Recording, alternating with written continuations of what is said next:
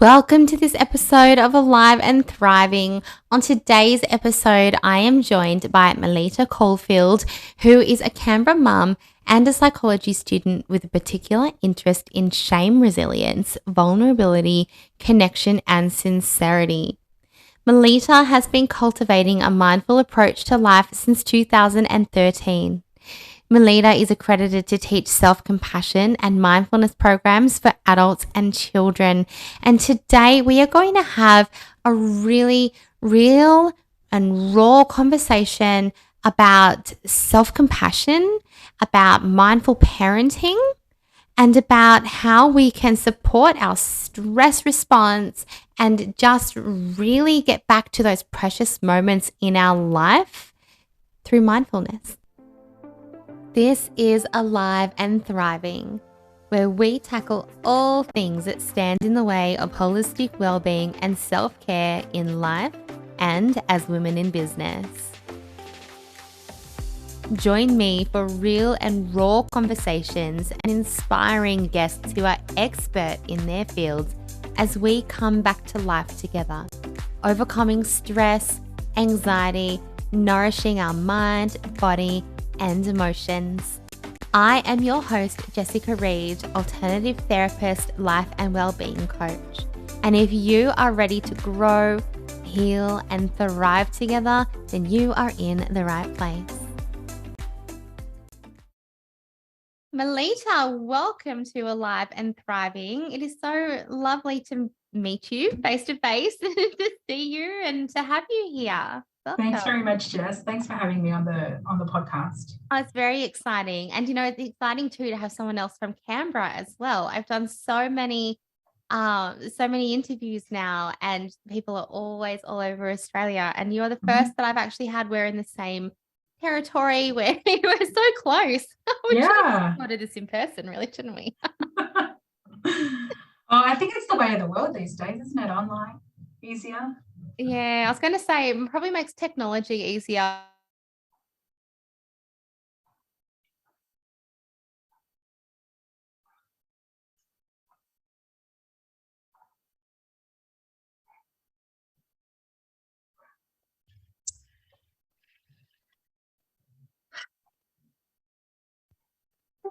Are you there, Jess?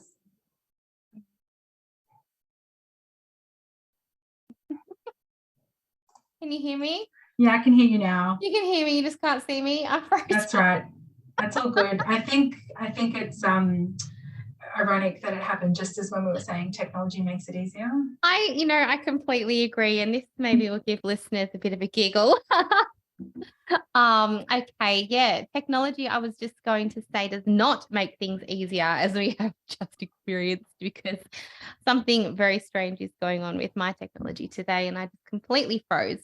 And I'm sitting right next to and Telstra NBN, not to name and shame, but yeah, a Telstra NBN, you would think that the Wi-Fi would be reliable, but who knows what's going on. We will get there in the end. So yes, not so reliable technology. But Melita, would you like to tell us a little bit about you? Because I have introduced you formally at the beginning of the episode. Could you share who you are, how you got to where you are? Let's let the audience get to know you a little bit. Thanks very much. So I am a Canberra mum. I have a 5-year-old son. I study. I'm almost at the end of my degree in psychology. And I think it's unusual for me to say this. I've never really described myself like this before, but I would say that I'm a wellbeing practitioner. So I provide courses in mindful self-compassion, which I'll chat with you a little bit about today, about what self-compassion is. And I also am accredited to teach peaceful kids and peaceful parents. Fabulous. Thank you. So I've been cultivating a mindful life for about 10 years now. And I think often the way life works, some turbulence in my life led me to sort of, seek out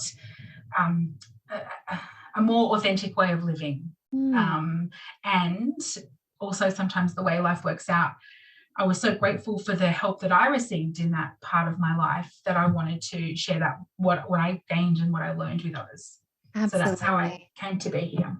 Wow. It's always, I love hearing when somebody has been through something and then what they have overcome and what they have learned from that then becomes, it gets turned into, I guess, from being something that maybe was a really rough time or a hard experience, into something that can be really so purposeful and impact the life of others. And I love that. I have a similar story in that, taking something that hurt, something that was hard, and then being able to share it in a way that helps other people to live their best life. And mindfulness for 10 years, that is amazing. I always say mindfulness is not something that you learn. It's a fantastic technique for helping anxiety and things, but I see it as a lifestyle.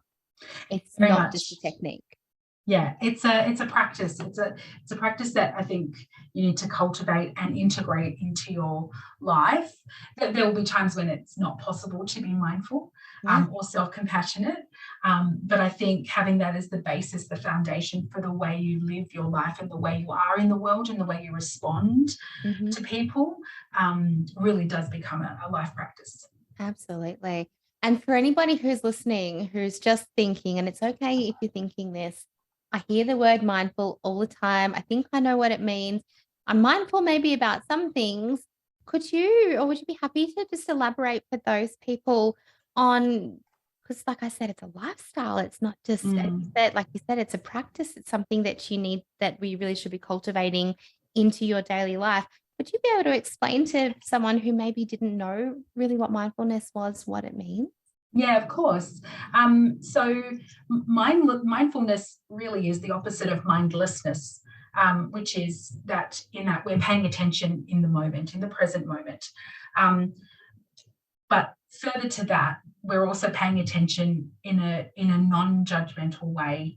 So it's often been explained to me that we're approaching a situation or our feelings or whatever it might be with curiosity and an open mind.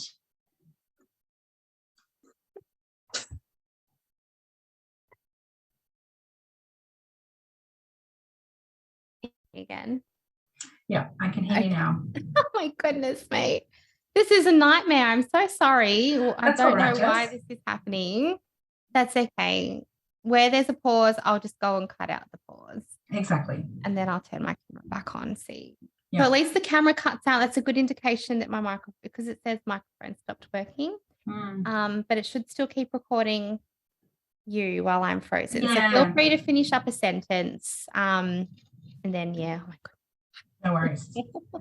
So I think I got to the end of that definition of what mindfulness is. Absolutely. And it's something too that we really can, well, I think should, but I don't really like to use the word should, but I really believe that the understanding of mindfulness for children as well has such a big impact and can have such long-term benefits in their lives as well. Is that something that you do?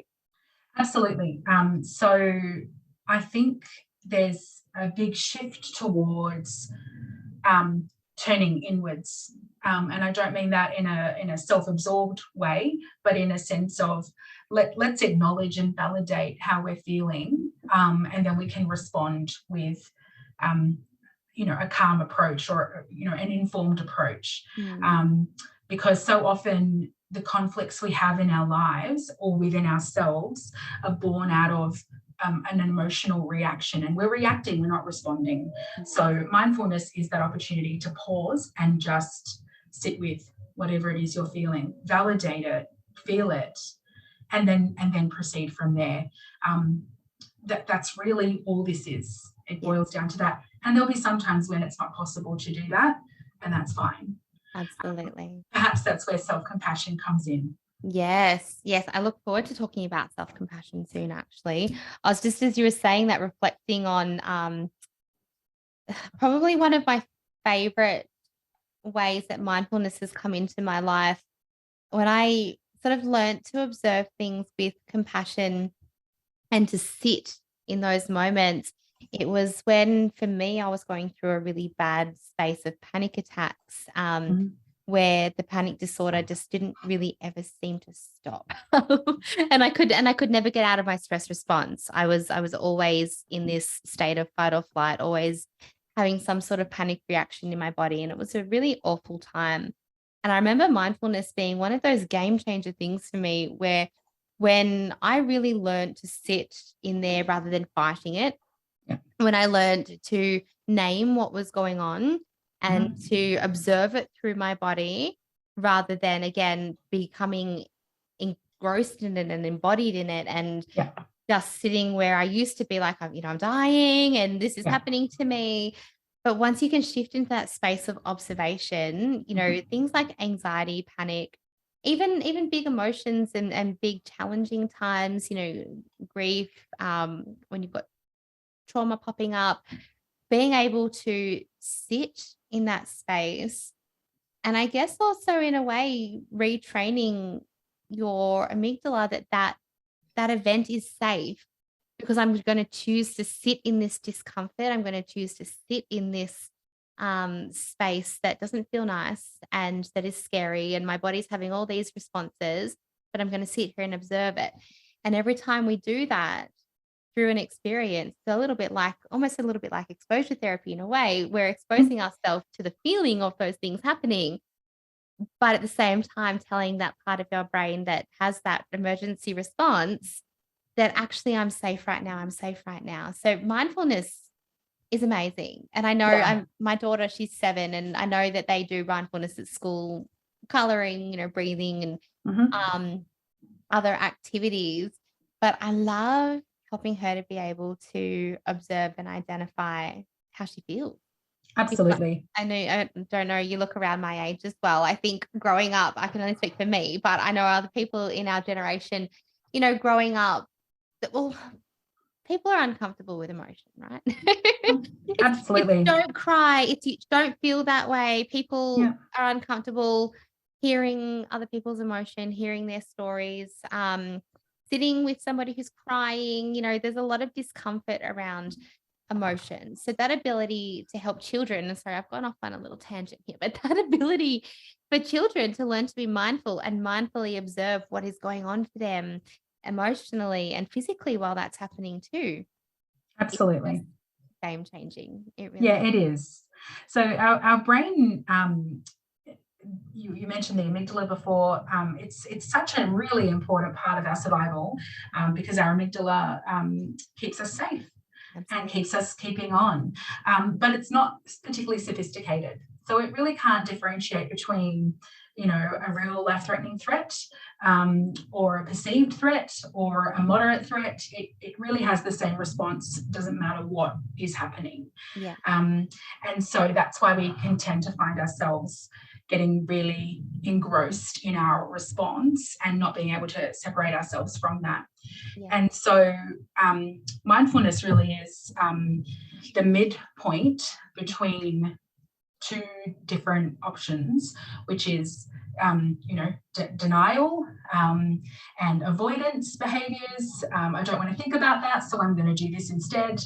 And the other one, which you mentioned, and I tend to, fall to this side too, which is overthinking, over identifying with what I'm feeling and my situation. Yeah. And so neither of those options bring us peace. No. And so, like most things, balance and moderation is the key to this. And so it's finding that midway point that I can, honor how I feel without avoiding it, but also without getting engrossed and caught up in it and becoming that feeling and having some healthy distance and awareness. Absolutely. That's key, what you said there, not becoming that feeling. Yeah.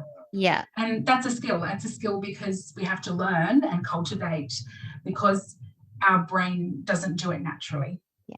In fact, our brain is hardwired to keep us alive by noticing the threats. Absolutely. And it's hard to, and I know, I talk about this a lot. It's hard because this world that we live in right now, everything can be perceived as a threat. It could be an email, it could be a bill in the mail, it could be a text message, it could be a tone of voice. It could be how you interpret someone's tone of voice in a text message that puts you in a state of stress. It's worry, it's anticipation, it's the not being able to switch off. Just 24 hours being accessible, on demand, fast paced, highly stimulated, all those things that keeps us in that stress response. It's the truth. Yeah. Absolutely. And also, I think I have a theory that humans don't do balance very well. And I think our response to that way of living is to think positively, and we've got a real pop culture of be happy and let it go and things like that. But what I think we've done is on toxic positivity. You see, I threw my pen down. Don't get me started on toxic positivity. I really feel you, Jess. I really feel you there, because I have a thing for it as well, and it bothers me a lot. So we haven't found that midpoint. What we've done is we've gone the other way a bit too much. And so that can be really damaging as well, because that adds a whole other layer of self-judgment. I should be being happy. I should be feeling this. I should be feeling grateful. Yeah. I should be feeling zen. And then what you end up with is layers and layers and layers of confusion and shame and just general dissatisfaction. And so sitting with your difficult things is a skill. And it's not a skill that everyone wants to learn. It's a skill that everyone, I think, is able to learn, but I think it really depends on, the timing and your willingness. Absolutely. I truly believe that when you are ready, because being able to sit in those spaces often means having to face a little bit of whatever is keeping you in that space. And I do believe that you will start when you're ready, because the anxiety or the depression or however it's surfacing for you, the irritabilities, the complete discontentment with your life, whatever it is surfacing for you that is saying, hey, there's something here, you'll get to a point where you either want to keep living that way or you don't. Yeah. And when you're at that deciding point, you make the choice to start healing and digging in a little bit. For sure. There's definitely an element of sifting through the wreckage, and reforming and transforming to something that's more meaningful. And I think it was Anais Nin, mentioned that the pain of staying the same becomes, eventually outweighed by the fear of change. So there's took the words out of my mouth. Yeah, so it really, I think, and that point comes at different times to different people. And it's not for some at all, and that's okay. Precisely, and also, there's no right or wrong way, or time to do it. If it's, people might dabble and then get a bit overwhelmed, and I can't deal with this right now, so they'll revert to their old ways, and that's fine. There's always more times in your life to uncover it and absolutely and be with yourself and be your own best ally. So that is mindfulness. In a nutshell. That. And those old ways, they will sit with you and serve you until you can no longer grow. Correct. And that's when that's really, because I do have people ask, how do I know when I'm ready?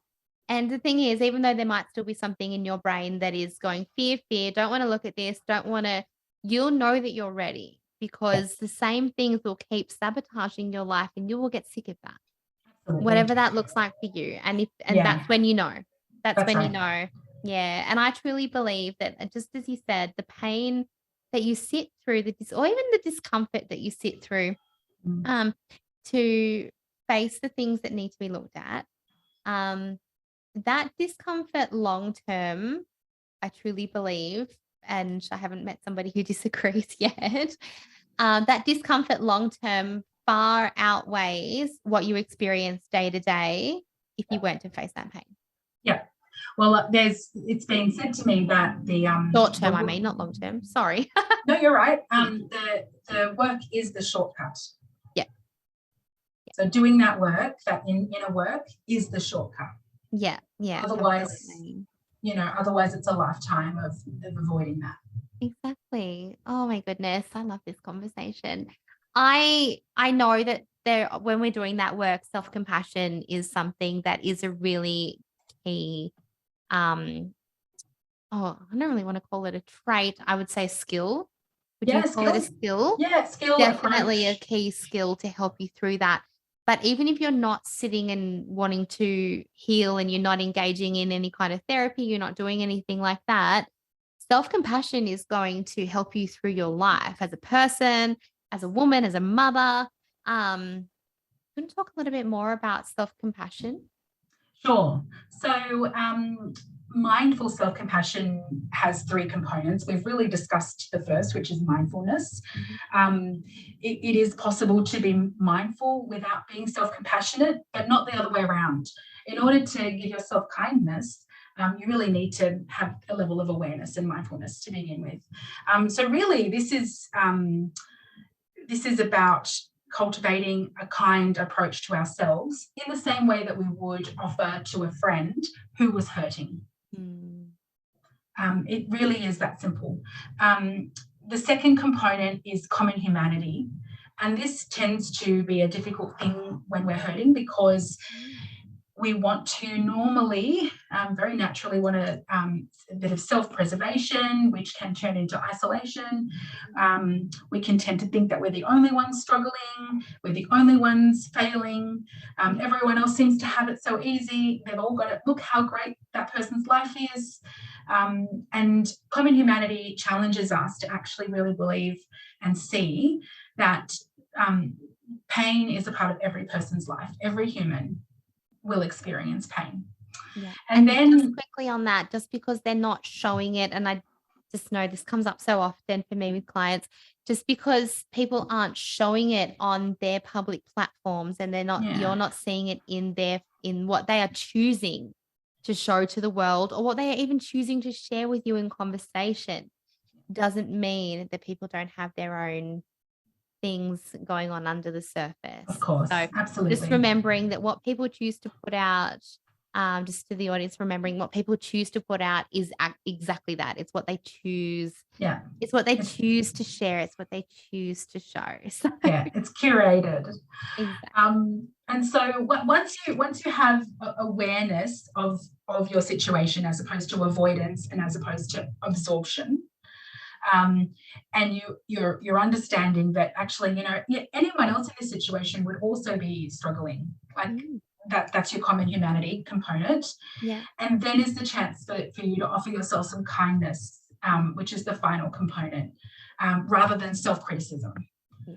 And self-criticism is a really, again, a really natural way to respond to ourselves, partly because it keeps us safe Mhm. and surviving, Yeah. but it can also keep us really isolated. Yeah. Absolutely. And so self-criticism. So if we want to think about our threat response as external threats, we respond with fight, flight, or freeze. Mhm. Our response to internal threats is self-isolation, self-criticism, and self-absorption. Mm, And so mindful self-compassion offers you the midway point to all of those three, states of being, yeah. and provides an alternative way to live, Yeah. essentially. You Yeah. don't have to be trapped in a situation where you're constantly in conflict with people and in conflict with yourself, Mm, or you're avoiding everything. yeah. Yeah, I think it's really important to just that point, you don't have to be trapped in that situation because I know that for so many, and it was for me too for quite a while, that when those voices are in your head, we become absorbed with them because they're inside of us. So of course that thought must be true, it must be a fact because it's coming from me. And I've heard this story so many times before, so now it must be true, whatever I'm telling myself about myself, or maybe there's someone else's words that I've adapted that I'm telling myself about myself now. Yeah. And because they do have such an emotional response and we tend to put so much, Well, I guess we put more emotional weight behind the negative, hurtful thoughts than we do around the positive ones, right? We Because do, again, and it's that's protection, it's survival, it's correct. That's a So very basic biological feature of us as humans. yeah, We haven't evolved out of that yet. so is really easy to be stuck in those thoughts Of and course, thinking that that is the only way. of course. And I really want to reiterate what you said, that you don't have to be trapped in Correct. that external conflict or that internal conflict, that little voice. And yes, she still comes back. You know, Yeah. I've done so much work on myself and she'll still come in. I'm just at a point now where I can go, yeah, okay, and put my techniques into place to Yeah. separate myself from those, or Exactly. to notice when I'm falling into a rough patch. I've been through a few months of grief lately. So, just that self-awareness to know when I am getting in deep in the hole, to then be aware of that. But just beginning by believing or even considering the possibility that for you, those overwhelming thoughts that just keep you stuck in that place and they feel like they're never going to end, and they feel so, so real and so true for you, that there is possibility, but they don't have to be. Yeah, for sure. And I think it's really important to mention here that this isn't like, it's easy. You can see how well-being culture has co-opted this conversation so that, it's easy to just shrug off all of the cares and all the expectations. It's actually not that easy or simple. And people's situations, the situations they're in, the circumstances they're living in, are all very different and present different challenges. So this isn't just about, change your mindset and be positive. And nothing bad will ever happen. That's right. No one will die. Nothing will happen. Yeah. No one will get ill. Change your mind. It's so unhelpful. Perfect. It's so damaging. Sarcastic, by the way. We live in a society that values production above all else. If you're not doing something or producing something, what value are you? Yeah. And so, I really think that part of this work involves, identifying some of those myths, accepting some of the challenges that come your way, not lying down and taking them, fighting for social justice where there is injustice, but at the same time recognizing what you can control, what you can influence for yourself, for your own peace. Yeah, absolutely. And that is so, so important to know. Like, life doesn't stop happening just because you heal, or just because you face the big scary things, or you might be able to work through it and get to a good point with it.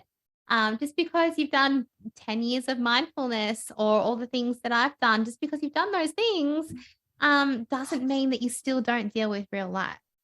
Or you still don't, blow a gasket, or as a friend of mine would say, flip your lid. Oh yeah, you do still do those things because you're real and you're human. And you do need to have that self-compassion and that acceptance that that those things are going to happen. But having some tools to support yourself through that when you do get to that state, like knowing how to cultivate mindfulness in your life, or, I love EFT and other tools as well. But having those tools to help you when you are aware, and that self-awareness, I guess, is probably the number one tool that we should start with. Agreed. That's where you're going to either sink or swim, really. Correct. Yeah, I think that's a great way to put it.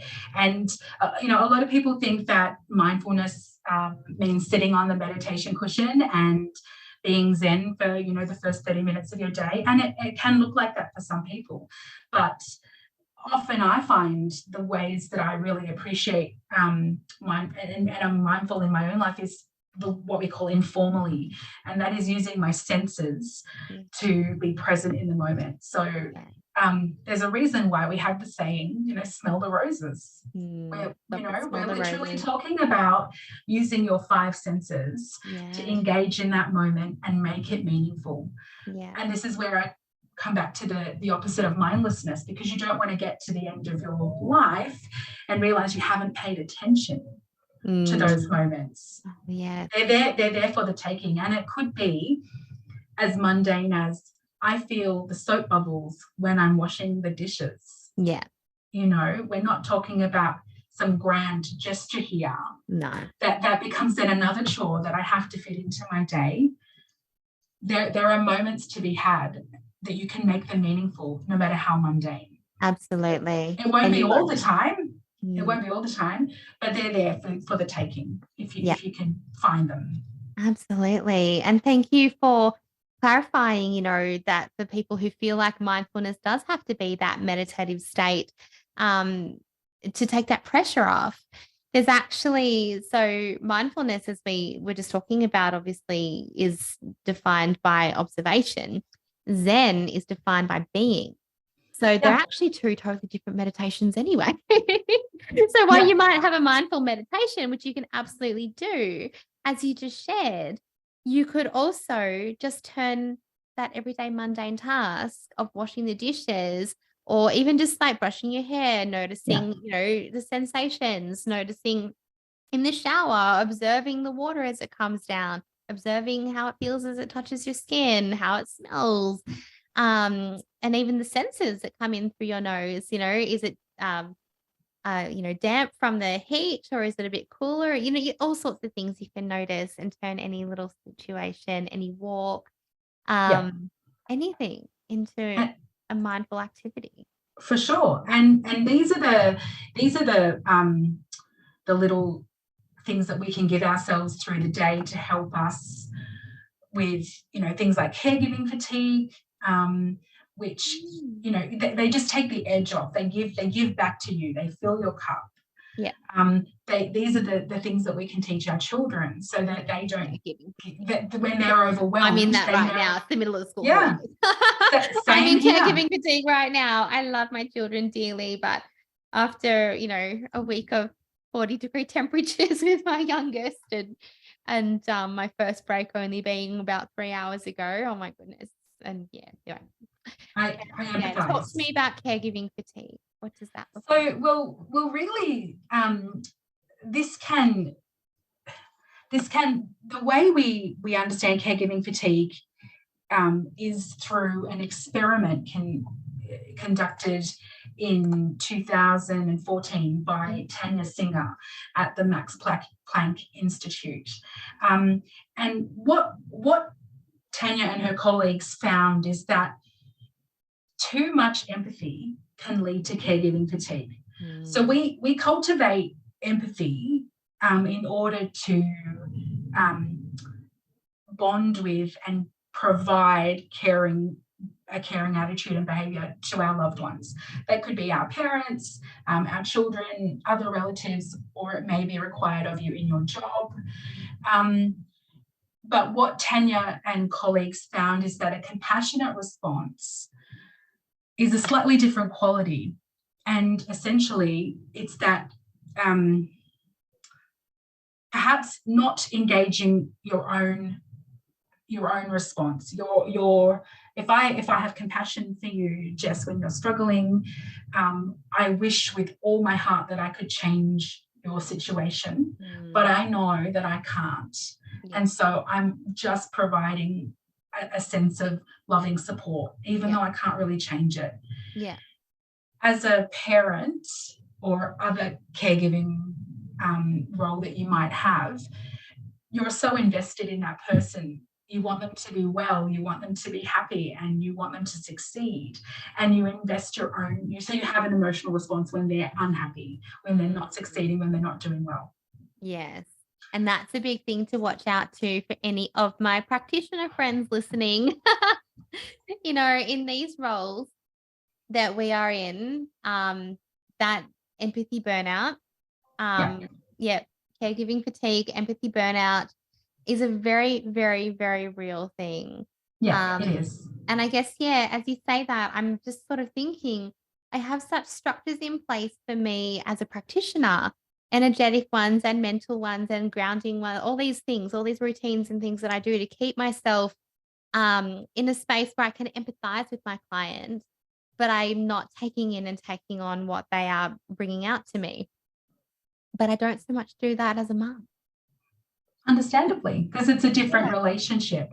But there are things that you can do to help that caregiving role become one that is less draining and perhaps a little bit more giving back to you. And that requires practice as well. Yeah, absolutely. And probably a lot of self-compassion. Yeah, for sure. Yeah. So the Peaceful Parents and Peaceful Kids courses I do, they are complementary, but they are separate. So parents attend the parents one and children attend the children's one. They're not combined. And is there an age, like the children? At the moment, so I can facilitate Peaceful Kids for ages between 7 and 12. There is a modified version for ages 4 to 6, but I generally tend to stick to that primary school age. Yeah. And this is about understanding the stress response, which we've talked about, fight, flight, freeze, and what your brain's doing. Understanding what you can do to keep calm in those times, sit with it, all of the things we've talked about. In the parents behind the bathroom door. I had an episode where I shared that I literally, it was about using EFT in the moment. And I shared a story of mine where I literally, my kids, it was just one of those, well, I'd say it a day, but it's been a build up. And, and we as mums, we're human as well. We have so many things going on for us, as well as that responsibility of looking after our little people. And for me, that was like either I was going to absolutely lose my mind, or I just sat behind the bathroom door, tapping and crying, which, you know what, I calmed down. And that was a better choice for me than the alternative, which is my fight or flight response wanted to do, which I've done in the past. And it's awful to say, but I'm happy to admit that so anybody else feels seen or heard. Yelling is my alternative. Absolutely. And I'm really glad you shared that story. Thank you. We have all faced those moments as parents where our own discomfort is ratcheting up and all our buttons are being pressed. And so this work just offers you an alternative. It's not an alternative you're going to be able to employ every time. But if a bit like anything, if you can start bringing that in and integrating it in, then it is always going to be better than the alternative, which is to, create a rift in the relationship between you and your child. Absolutely. And I would also say another thing, and that is, when those moments happen, when you do lose your cool, a very, very big key is how do you repair at the end of that? Absolutely. That conversation, is so important. It's closing that cycle for them so that they don't, so that they then don't, what am I trying to say? Believe that they are the cause and that it's their fault, because I'm sure you probably were going to explain this, but that's fine. For a child, the world revolves around them. They are the center of their universe. And so the moment mum or dad or somebody may lash out, may have some kind of emotional response, they don't understand that mum just opened a big bill and had a little tiff with dad and had something else happen. They just see mum acting the way they did to them. And so therefore must be their fault. And so the most important thing you can do, no matter what you do, is just close that cycle. Mum was feeling whatever it was because X, Y, Z. You don't have to tell them all your personal reasons if you don't want to. Depends on your relationship and their age and whatnot. But it's not your fault. I had big emotions and I'm sorry I yelled, or I'm sorry close the cycle. Absolutely perfect. Yeah, you've got to do that repair work. I think that otherwise children internalize their experience. Absolutely. Which is what you've said. And so much of our early years, and I think generationally this is important, generationally parents didn't close that loop. No. They didn't do that repair work. So we've got a lot of adults that are currently adults in the world who are very damaged from their early years because those were the messages they heard. Absolutely. Even if they weren't intended to be those messages, that's what was heard and internalized and felt in a very, very real way. Absolutely. And there was nothing else. So in terms of strategies about how to do that, I mean, these things can go for, big tumultuous arguments, but also, just everyday worries and anxieties. Having a box or a tub or a book where you can have a conversation or put your worries down. Sometimes, our worries can really distract us from getting through our day. And can sap the joy out of what we're doing. So having a space, there's an app called Worry Time. Having a space having a safe space to put those worries and come back to them later, and then you can problem solve as opposed to just obsessing about them. Having a conversation book between you and a partner or a child who obviously can read and write. Because parents aren't always available, emotionally available or physically available when their children want to talk to them. So having an intermediary in the form of a book means that children can write things down. It's less confrontational. Parents can, of an evening, go back through the book, write a response. And that's a really nice way to kind of get through some of those things. And it doesn't have to be hot and heavy. It could be even as playful as, all your in-jokes in your family, or thanks for dinner, or something like thanks for taking the dog for a walk. A way to build and maintain that relationship. I think timing can be really tricky because our children want pieces of us. They want all of us, really, and we're not always able to give that. So I'm sure so many of us really felt that through lockdowns and homeschooling. And my personal situation at that time, those times, was Talia was first preschool and then kindergarten, but Amelia was, I think, 6 months and then 18 months. And, trying to split your time, and I know so many people will be able to empathize with this, you're trying to split your time knowing that you're still trying to work. And in my case, I was studying first, then building business, and you're still trying to do these things, and your children are like, well, mum's home. So, she's got to give me her time. You just can't always be emotionally available, or you might be going through something. When my best friend passed in July last year, I was not emotionally available at stages when my kids needed me. And I was, at that point for me, it was just having that close the gap conversation. Mum feels this way because it's not about you. It's about this sadness. But I know for me, I can say this, I struggled because there's a guilt as well about not being emotionally available to them too. And not only to them, to my partner, to anybody at that stage. I stopped seeing clients for a few weeks. I had to not be emotionally available at all. Yeah, of course. Yeah, which is okay to do. It is okay.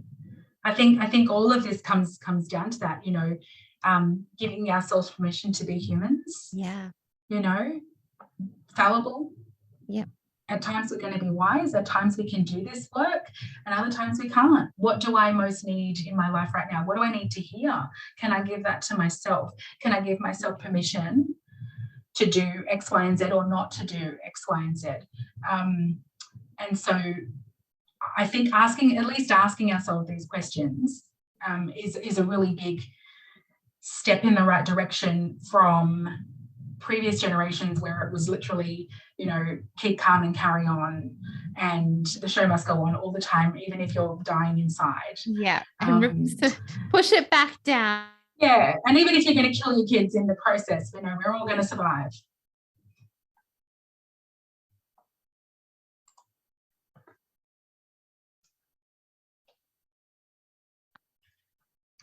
Oh, you're back? I'm back. Great. Good. I love technology today. I'm just writing down those questions. I'm going to put those questions in the show notes. So what do I need? And I love that question. What do I need to hear? I think you said, what do I need to hear right now? Yeah. What do I need to hear right now? That's a big one. What do I need to hear right now? I'm just trying to turn my camera back on at the same time. And I clicked another button on my computer. There we go. What do I need to hear right now? And what were the other questions that you can stop and ask yourself? What do I need? What do I need to hear right now? What can I offer to myself? Mm-hmm. I think even just starting there, the rest will come. Yeah. And the good thing about this work is that you know, when you start to attune to what you need, you also can attune to what others need as well. Yeah. And so in terms of our parenting relationships with our children, like we can start to read between the lines and sense when they need something, because we're aware of it, you know, and, you know, children keep testing us when their needs aren't met. Yeah. Absolutely. You know, and you either spend the time meeting their needs, you know, and helping them find their way through a difficult emotional situation, or you spend the time repairing it later. Either way, you spend the time. Yeah, absolutely. You know? And that self-awareness for you helps you to become more present for them because you're less triggered as well. Exactly. So yes, you're going to recognize more. You'll be able to read more between the lines. You might be able to see that your child's not actually angry right now, but they're internalizing something, and rather than responding back to them or reacting back to them, you might want to tell them, here's a safe space, talk to me when you're ready, all those things. But if you are allowing yourself to sit with the discomfort of your own feelings, which, like you said before, generationally, we've typically been taught not to do. We suppress and suppress, and what we resist will persist, and it will show up in your mental health, and it will show up in your physical health, and you will feel it in your body, and you'll know. But when you can sit with the discomfort of your own emotions, it will then allow you to become more comfortable with sitting in the discomfort of someone else's. Absolutely. That's exactly right. Yeah. And that's a big thing for your kids. For sure. And you're offering them that safety, that anything they bring to you is safe. Like, you are the safe space. And I don't mean, you know, tolerating poor behavior or rude behavior, but I just mean that, you know, your love is not conditional upon their behavior, you know, Absolutely. Which is what I think generationally so much of us have felt. Absolutely. Historically, that, you know, wonder why we all have anxiety. Yeah, precisely. We worked ourselves to the point where, you know, people will only love us when we behave a certain way. Yeah.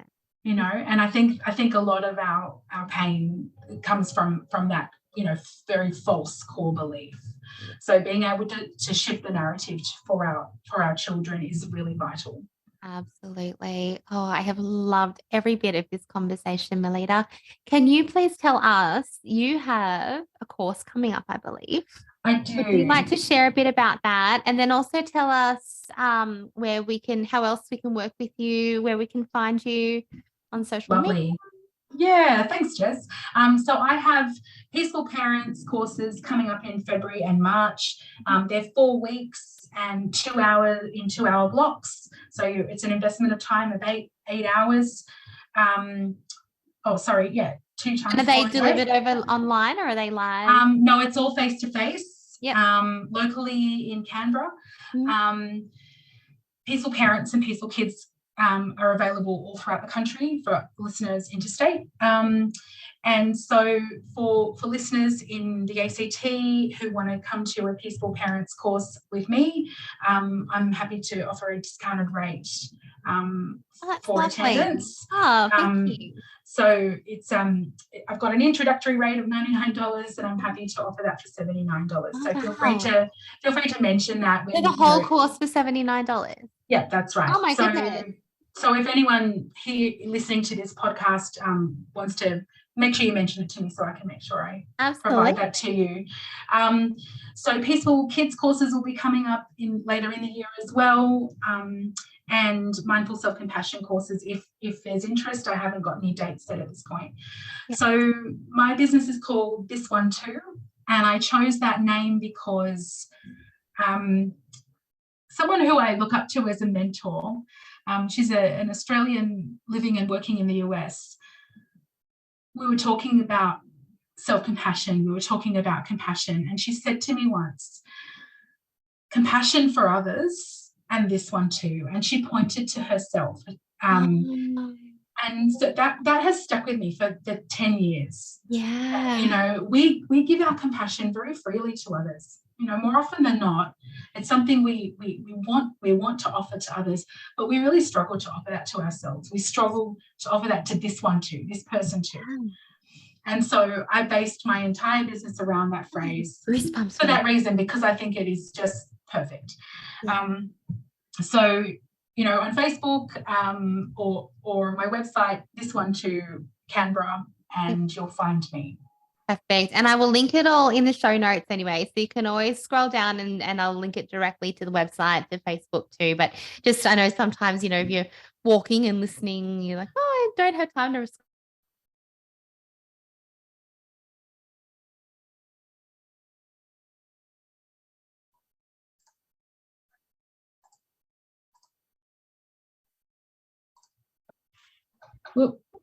Okay. You're back? Back. Last little bit, I think. This has not happened to me at all, actually, during podcast, but it did happen during my tapping circle last week, just once. So okay. My computer might need a little bit of a health check, I think. Yeah. Well, you've done well. You've coped with it well. So, I mean, we were pretty much at the end of everything I had to say anyway. Oh, well, I'm just going to thank you so much for being here today. Thank you for sharing your insight and your wisdom. And I know anybody who listens is going to take so much away from this conversation. So thank you very much. And I highly encourage listeners to reach out to Melita. And, if you're interested, peaceful parenting, mindful parenting, I know I need to learn even more about that. As I said, I can do it for me. But bringing it in as a mum when you've got that whole nother emotional level of attachment is just, it's another story. So I highly encourage you to look into it because it will be well worthwhile. Lovely. Thank you for having me on this podcast, Jess. I appreciate it. Anytime. Maybe we could come back and talk about toxic positivity. Count me in, I'm there.